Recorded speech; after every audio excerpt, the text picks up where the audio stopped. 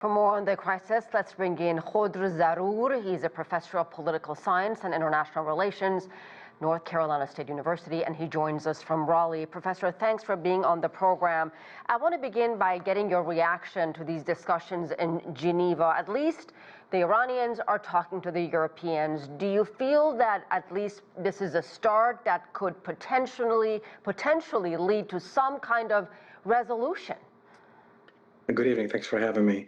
Well, this is really testing the water kind of round of negotiations. I think the United States and the Israelis are waiting to see what the Europeans could offer the Iranians and what the Iranian flexibility level is at this point. So this is just testing the water, from the get-go.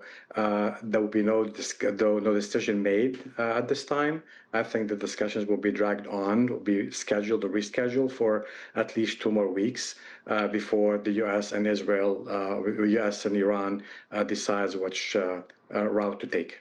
The fact that Iran has repeatedly said its enrichment program is a red line, it's not up for negotiations. How much of a challenge is that going to be when the two sides, when Iran at least, is far apart from EU, United States, and Israel?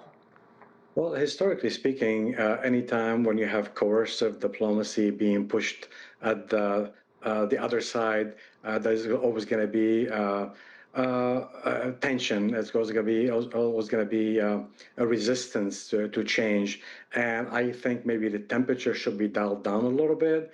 We should not expect too much. I think the Iranians signed the deal already in 2015, and I didn't think that it's a good idea to go ahead and go public against the Iranian regime, regardless of their policies. But I thought maybe the temperature should be dialed down a little bit to reduce tension and stop fighting, and then we go to negotiating table again. Well, you bring up an interesting point, coercive diplomacy. Israeli Prime Minister Benjamin Netanyahu has argued for decades that Iran was on the verge of making a nuclear weapon. And that was his entire argument for launching the strike on Iran a week ago, saying Tehran, in his words, was marching very quickly toward a bomb. Take a listen to what IAEA Director Rafael Grossi said just today. We do not have, at this point, if you ask me, at this point, any tangible proof that there is a program or a plan to fabricate, to manufacture a nuclear weapon. There are different scattered activities here and there is the material. No tangible proof. This is the IAEA saying no tangible proof Iran was that close to making a nuclear weapon, which is something even the director of the national intelligence here in this country, Tulsi Gabbard, testified before Congress back in March. So, Professor, my question to you is there a double standard here, and who are we supposed to believe? Absolutely, there is always a double standard. They went after Iraq before, they're going after Iran now. It seems the only person that seems to have intelligence, according to his own analysis, is Mr. Netanyahu. Mr. Netanyahu, since 2012, 2013, with his famous address at the UN, claimed that Iran is about weeks, days, hours away from developing a nuclear weapon or testing a nuclear weapon. 14 years later, still no nuclear weapon. I think the IAEA has better intelligence. Certainly, Netanyahu to survive in politics in Israel, you have to go outside the country to find an enemy to fight.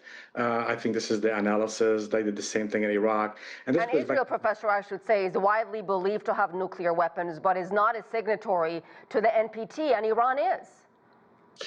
Exactly.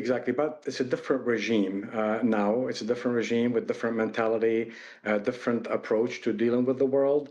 That is, of course, the Iranian regime has a psychology not to be pushed around. Historically speaking, Iran has been invaded and occupied several times.